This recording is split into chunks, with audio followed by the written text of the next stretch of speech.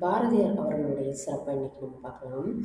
தேசிய கவிஞர் அப்படின்னு சொல்லப்படக்கூடிய பாரதியார் அவர்கள் இந்திய விடுதலை போராட்ட காலத்துல கனல் தெறிக்கும் அந்த கவிதைகள் மூலமா மக்களுக்கு நிறைய தேசபக்தியை ஊட்டியிருக்காரு. அது மட்டும் இல்லாம பெண் விடுதலை, பெண் கல்வி, சாதி மறுப்பு மற்றும் குழந்தைகள் திருமண எதிர்ப்புக்காக நிறைய போராடவும் செஞ்சிருக்காரு.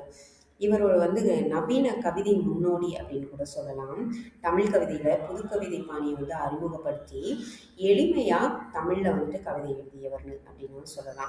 பத்திரிகையாளர் அப்புறம் எழுத்தாளராகவும் வந்திருக்காரு. சுதேசமித்திரன், இந்தியா போன்ற இதழ்கள்ல பணிபுரிஞ்சு எழுத்து மூலமாவே சமூக மாற்றத்தை ஏற்படுத்தியிருக்காரு.